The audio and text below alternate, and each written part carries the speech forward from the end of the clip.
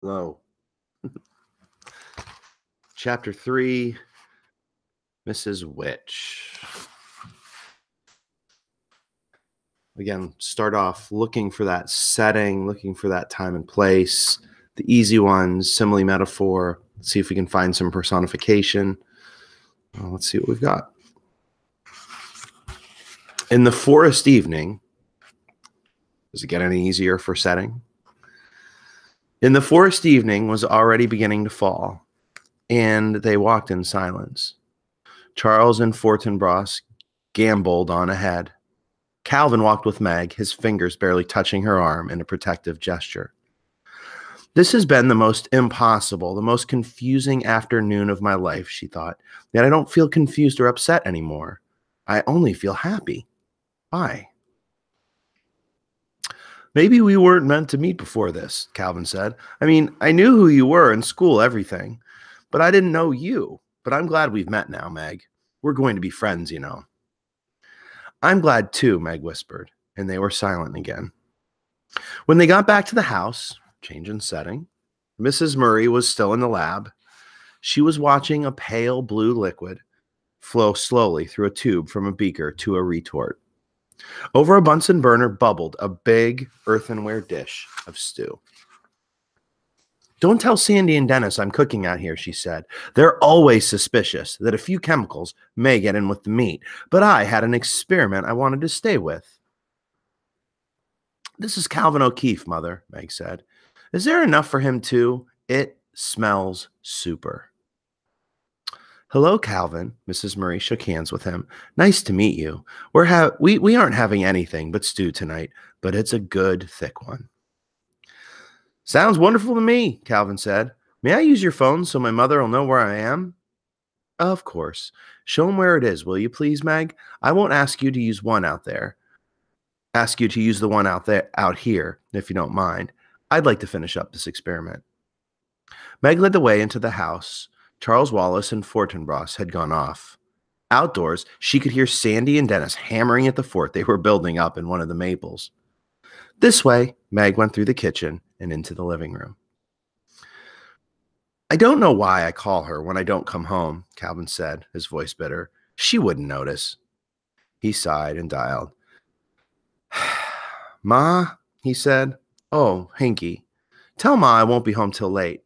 Now don't forget, I don't want to be locked out again. He hung up, looked at Meg. Do you know how lucky you are? All right, so let's stop there. Again, that was Madeline L'Engle doing a really nice job showing that Calvin's life he's sort of shuffled aside because there's so many kids, and he calls and his mom's not there to answer, and he's gotten locked out before. It's almost like he's forgotten. And his perspective of Meg's life is that she has this fantastic life. You don't know how lucky you are. And here Meg, remember at the beginning of the story, was thinking about how unlucky she was. That's what we call irony. Hopefully you caught that without me. She smiled rather wryly. Not most of the time. A mother like that? A house like this? Gee, your mother's gorgeous. Sorry, I've got to write irony in my book.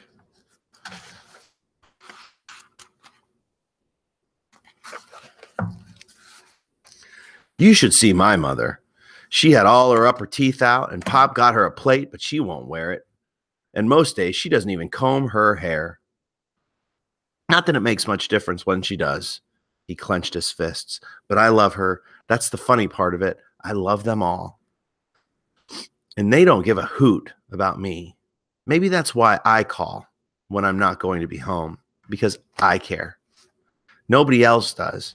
You don't know how lucky you are to be loved. So right now we're getting some really good character traits about Calvin. Even though he doesn't think that his family cares about him, he's showing that he cares about them. So think about what character trait that might be for Calvin Wallace. Meg said in a startled way, I guess I never thought of that. I guess I just took it for granted. Calvin looked somber. Then his enormous smile lit up his face again. Things are going to happen, Meg. Good things. I feel it. He began wandering, still slowly around the pleasant, if shabby, living room. He stopped before a picture on the piano of a small group of men standing together on a beach. Who's this? Oh, a bunch of scientists. Where? Meg went over to the picture. Cape Canaveral. This one's father. Which? Here. The one with the glasses? Yep, the one who needs a haircut, Meg giggled, forgetting her worries in her pleasure at showing Calvin the picture. His hair is sort of the same color as mine, and he keeps forgetting to have it cut. Mother usually ends up doing it for him. She bought clippers and stuff because he won't take the time to go to the barber. Calvin studied the picture. I like him, he announced judiciously. Good vocabulary word. Looks kind of like Charles Wallace, doesn't he? Meg laughed again. When Charles was a baby, he looked exactly like father. It was really funny. Calvin continued to look at the picture. He's not handsome or anything, but I like him. Meg was indignant. He is too handsome. Calvin shook his head. Nah, he's tall and skinny, like me. Well, I think you're handsome, Meg said. Father's eyes are kind of like yours too. You know, really blue. Only you don't notice his as much because of his glasses. Where is he now? There's that question. Where's Dad? Meg stiffened, but she didn't have to answer because the door from lab to kitchen slammed and Mrs. Murry came in carrying a dish of stew. Now, she called, I'll finish this up properly on the stove. Have you done your homework, Meg? Not quite, Meg said, going back into the kitchen. Then I'm sure Calvin won't mind if you finish before dinner. Sure, go ahead. Calvin fished in his pocket and pulled out a wad of folded paper. As a matter of fact, I have some junk of mine to finish up. Math, that's one thing I have a hard time keeping up in. I'm okay with anything to do with words, but I don't do as well with numbers. Sort of seems like they put that in there maybe to tell us that they might be using it at some point later in the story. So I did mark that as foreshadowing. Now, remember, with foreshadowing, you know, it may turn out not to be true. I mean, obviously, if you haven't read the story, you don't know if it's foreshadowing or not until it happens. So often the author, like Madeline L'Engle, will leave clues, and you sort of have to follow the trail. This one feels like it was put in here for a reason. Let's find out if that's true. Mrs. Murry smiled. Why don't you get Meg to help you? But see, I'm several grades above Meg. Try asking her to help you with your math. Anyhow, Mrs. Murry suggested. Well, sure, Calvin said. Here, but it's pretty complicated. Meg smoothed out the paper and studied it. Do they care how you do it? She asked. I mean, can you work out your own way? Well, sure, as long as I understand and get the answer right. Well, we have to do it their way. Now look, Calvin, don't you see how much easier it would be if you did it this way? Her pencil flew over the paper. Hey, Calvin said. Hey, I think I get it. Show me once more on another one. Again, Meg's pencil was busy. All you have to remember is that every ordinary fraction can be converted into an infinite periodic decimal fraction. See? So 3/7 is 0.428571. So there you have her turning fractions to decimals, which isn't a fourth grade skill, although some of you kids might already know how to do it, and you might end up doing it this year with Mr. Hutch. We'll see. Maybe I'll show it on here at some point. It'd be my way to teach math. Don't tell him. Shh. This is the craziest family, Calvin grinned at her. I suppose I should stop being surprised by now, but you're supposed to be dumb in school, always being called up on the carpet. Oh, I am. The trouble with Meg and math, Mrs. Murry said briskly, is that Meg and her father used to play with numbers, and Meg learned far too many shortcuts. So when they want her to do problems the long way around at school, she gets sullen and stubborn and sets up a fine mental block for herself.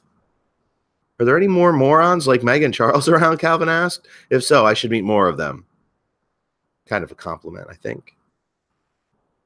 It might also help if Meg's handwriting were legible, Mrs. Murray said. Yeah, see, some of you know what I'm talking about. Legible. Right, nice. With a good deal of difficulty, I can usually decipher it, but I doubt very much if her teachers can or are willing to take the time. I'm planning on giving her a typewriter for Christmas. That may be a help. Typewriter. Don't even make those anymore, I don't think. If I get anything right, nobody will believe it's me. What's a megaparsec? Calvin asked. One of Father's nicknames for me, Meg said. It's also 3.26 million light years. What's E equals mc squared? Einstein's equation. What's E stand for? Energy. M, mass. C squared, the square of the velocity of light in centimeters per second. Yes, she sounds really dumb, doesn't she? By what countries is Peru bounded? I haven't the faintest idea. I think it's in South America somewhere. What's the capital of New York? Well, New York City, of course. Who wrote Boswell's Life of Johnson? Oh, Calvin, I'm not any good at English. So you can see where Calvin seems to be good at English and word stuff. Meg's good at math stuff. So maybe they're a good balance together. Again, that foreshadowing thing. It seems like they're putting this in here for a reason. Calvin groaned and turned to Mrs. Murray. I see what you mean. Her, I wouldn't want to teach. She's a little one-sided, I grant you, Mrs. Murray said, though I blame her father and myself for that. She still enjoys playing with her dollhouse, though. Mother! Meg shrieked in agony. Oh, darling, I'm sorry, Mrs. Murray said swiftly, but I'm sure Calvin understands what I mean. With a sudden enthusiastic gesture, Calvin flung his arms out wide, as though he were embracing Meg and her mother, the whole house. How did all of this happen? Isn't it wonderful? I feel as though I were just being born. I'm not alone anymore. Do you realize what that means to me? But you're good at basketball and things, Meg protested. You're good in school. Everybody likes you. For all of the most unimportant reasons, Calvin said. There hasn't been anybody in the world I could talk to. Sure, I can function on the same level as everybody else. I can hold myself down, but it isn't me. Meg took a batch of forks from the drawer and turned them over and over, looking at them. I'm all confused again. Oh, so am I, Calvin said gaily. But now, at least, I know we're going somewhere. So again, there's another pause, which lets us know we're going to probably jump in time a little bit. But again, I think it's really important to know, like, they just met like a couple hours ago. So here we are, you know, it's very interesting to see how he looks at everything. And both of them are actually feeling how lucky they seem to have met each other. They kind of fit into this group of mismatched toys. It's really kind of interesting. And the funny thing is we clearly Calvin's popular in school, but people do love him. But, you know, he doesn't feel the same way about himself. So maybe now he's able to do that. Meg was pleased and a little surprised when the twins were excited at having Calvin for supper. And why would they be excited? Well, remember, Calvin's popular.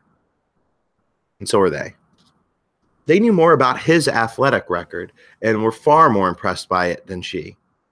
Calvin ate 5 bowls of stew, 3 saucers of Jell-O, and a dozen cookies. And then Charles Wallace insisted that Calvin take him up to bed and read to him.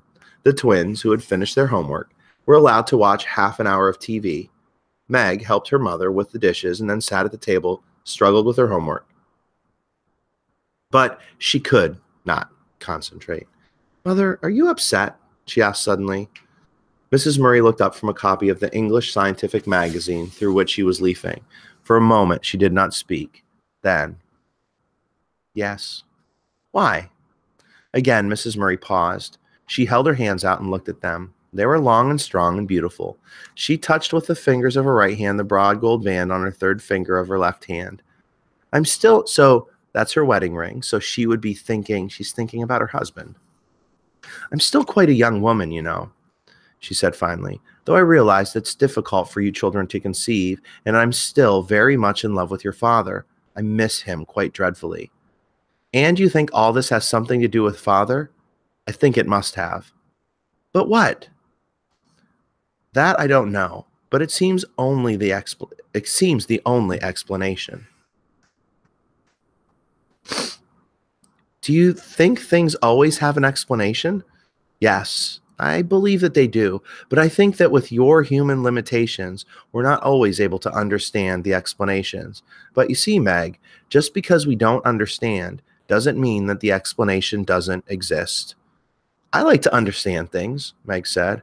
We all do, but it isn't always possible. Charles Wallace understands more than the rest of us, doesn't he? Yes. Why? I suppose because he's different, Meg. Different? How?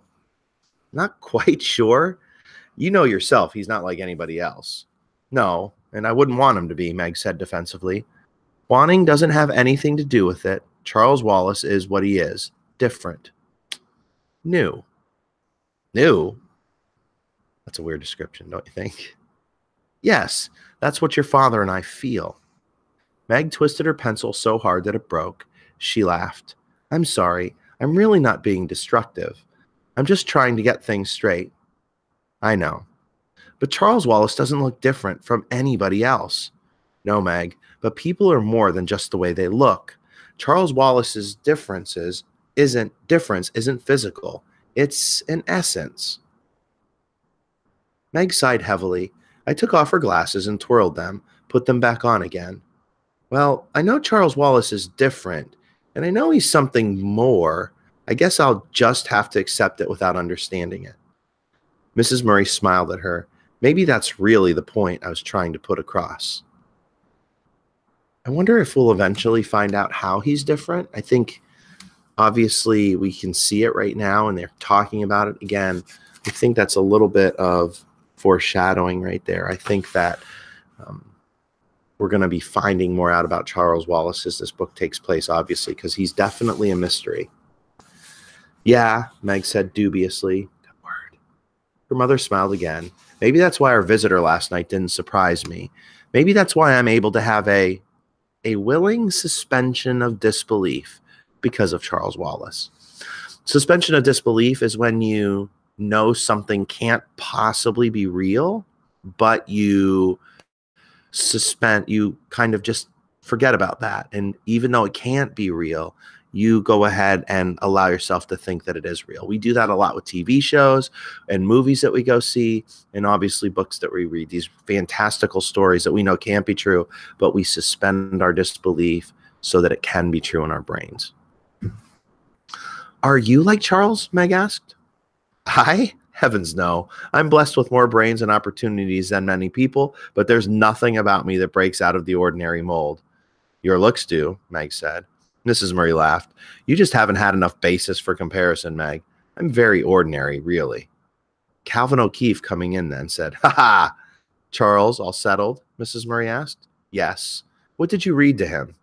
Genesis, his choice. By the way, what kind of experiment were you working on this afternoon, Mrs. Murry? Oh, something my husband and I were cooking up together. I don't want to be too far behind him when he gets back. Where is he? Mother, Meg pursued. Charles says I'm not one thing or the other, not flesh nor fowl, nor good red herring. Oh, for crying out loud, Calvin said. You're Meg, aren't you? Come on, let's go for a walk. But Meg was still not satisfied. And what do you make of Calvin? She demanded of her mother. Mrs. Murry laughed. I don't want to make anything of Calvin. I like him very much, and I'm delighted he's found his way here. Mother, you were going to tell me about the tesseract. Yes. Yes. A troubled look came into Mrs. Murry's eyes. But not now, Meg. Not now. Going out for that walk with Calvin. I'm going to kiss Charles, and then I have to see that the twins get to bed. Outdoors, change of setting. So we're at night now. We're outside of the house, Meg's house. The grass was wet with dew. The moon was halfway up and dimmed to the stars for a great arc. Calvin reached out and took Meg's hand with a gesture as simple and friendly as Charles Wallace is. Were you upsetting your mother? He asked gently. I don't think I was, but she's upset. What about? Father. Calvin led Meg across the lawn. The shadows of the trees were long and twisted, and there was a heavy, sweet, autumnal smell to the air. Meg stumbled as the land sloped suddenly downhill, but Calvin's strong hand steadied her. They walked carefully across the twins' vegetable garden, picking their way through rows of cabbages, beets, broccolis, pumpkins. Looming on their left were the tall stalks of corn. Ahead of them was a small apple orchard, bounded by a stone wall, and beyond this, the woods through which they had walked that afternoon. Calvin led the way to the wall, and then sat there, his red hair shining silver in the moonlight, his body dappled with imagery from a tangle of branches. He reached up, pulled an apple off a gnarled limb, and handed it to Meg, then picked one for himself. Tell me about your father. Beautiful imagery again. Madeline L'Engle does a wonderful job with imagery in every chapter. He's a physicist. Sure, we all know that. And he's supposed to have left your mother and gone off with some dame. Meg jerked up from the stone on which she was perched, but Calvin grabbed her by the wrist and pulled her back down. Hold it, kid. I didn't say anything you hadn't heard already, did I? No, Meg said, but continued to pull away. Let me go. Come on, calm down. You know it isn't true. I know it isn't true. And how anybody, after one look at your mother, could believe any man would leave her for another woman just shows how far jealousy will make people go, right? I guess so, Meg said, but her happiness had fled, and she was back in morass of danger and resentment. Look, dope, Calvin shook her gently. I just want to get things straight. Sort out the fact from fiction. Your father's a physicist. That's a fact, yes? Yes. He's a PhD several times over. Yes. Most of the time he works alone, but some of the time he was in an institute for higher learning in Princeton, correct? Yes. Then he did some work for the government, didn't he? Yes. You take it from there. That's all I know. That's about all I know, too, Meg said. Maybe Mother knows more. I don't know. What he did was, well, it was what they call classified. Top secret, you mean? That's right. And you don't even have any idea what it was about? Meg shook her head.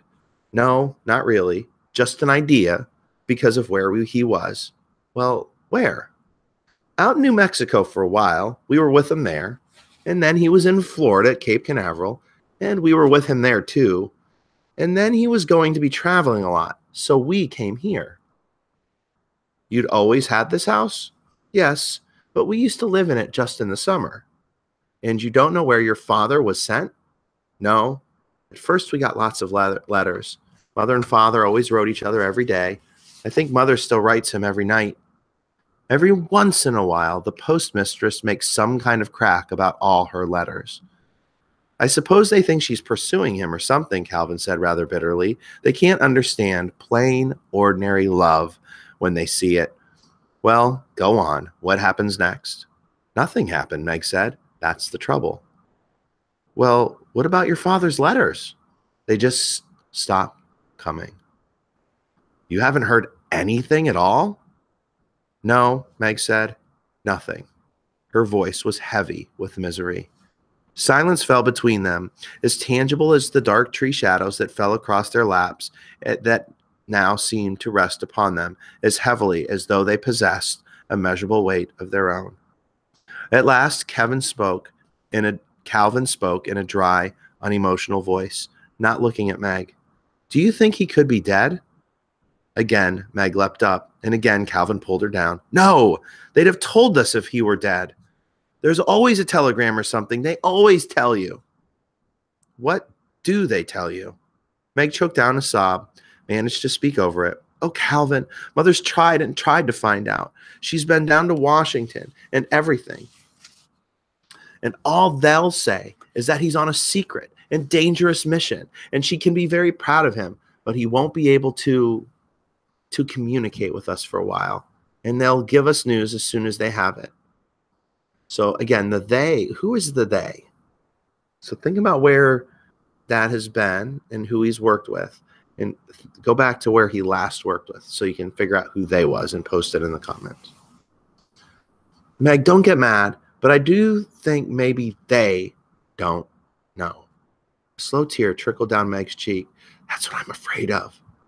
Why don't you cry? Calvin asked gently. You're just crazy about your father, aren't you? Go ahead and cry. It'll do you good.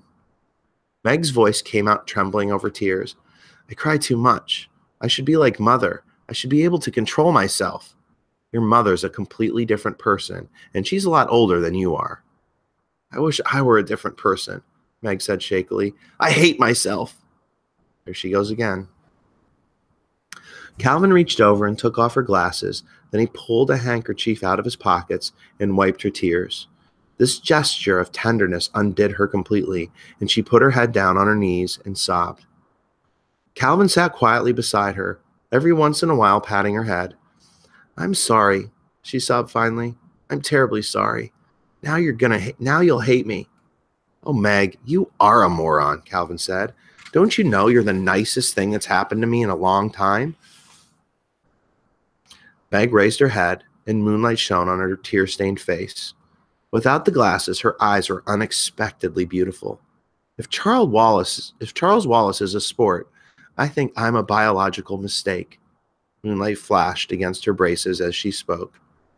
I mean, she really doesn't like herself, does she? Now she was waiting to be contradicted, but Calvin said, Do you know that this is the first time I've seen you without your glasses? I'm blind as a bat without them. Simile. I'm nearsighted like Father. Well, you know what? You've got dreamboat eyes, Calvin said. Listen, you go right on wearing your glasses. I don't think I want anybody else to see what gorgeous eyes you have. Meg smiled with pleasure. She could feel herself blushing, and she wondered if the blush would be visible in the moonlight. Okay, hold it, you two, came a voice out of the shadows. Charles Wallace stepped into the moonlight. I wasn't spying on you, he said quickly, and I hate to break things up, but this is it, kids. This is it. His voice quivered with excitement. This is what? Calvin asked. We're going.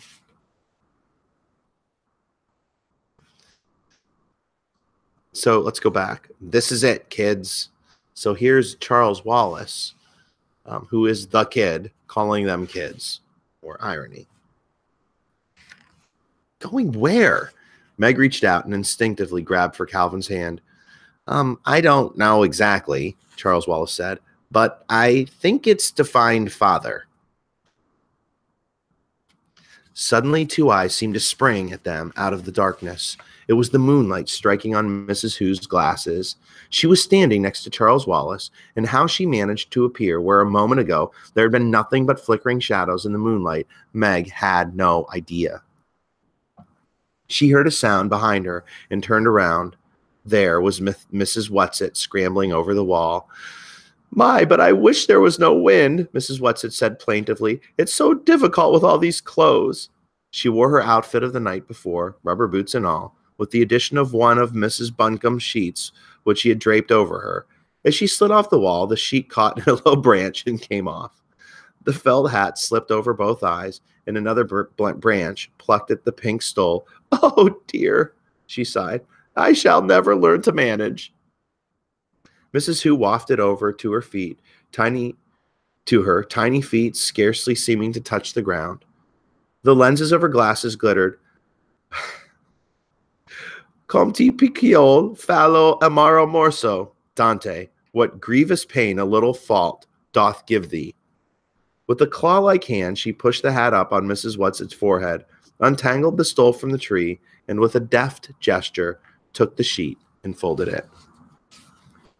Oh, thank you, Mrs. Whatsit said. You're so clever. Un asno viejo sabe más que un potro, Perez. An old ass knows more than a young colt. Donkey, by the way. Just because you're a paltry few billion years, Mrs. Whatsit was starting indignantly, with a sharp, strange voice cut in.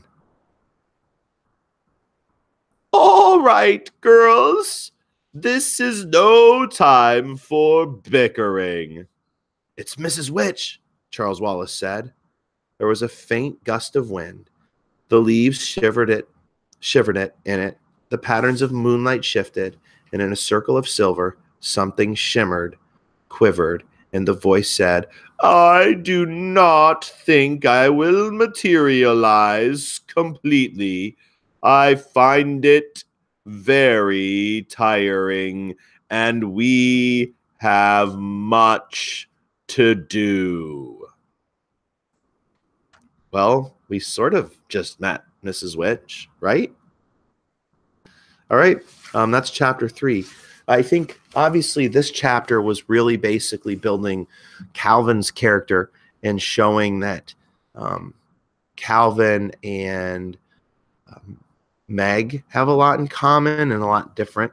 Meg sees herself as one way, and Calvin sees her as a different way. It also gave us the backstory on Father about how he was a scientist and was going about the country working in different places for the government, and that he literally just disappeared. And it doesn't seem like anyone knows. We also now know what they're going to be doing. They're going to find Father. So my question to you is, who are these three? We have three very mysterious women, Mrs. Who, Mrs. Whatsit, and Mrs. Witch. And they clearly have more going on than we know. We literally had some reference to someone being 1 billion years old. And of course, Miss Witch appears, but doesn't really appear, doesn't materialize yet because it takes a lot of energy. So obviously our next chapter, as we head to chapter 4, and I'm just about to start working on this one, the black thing. So our first chapter, that's not the name of a character. I wonder what the black thing is. And I got to tell you, I was sneaking ahead. Chapter 5. All right. Have fun reading, guys.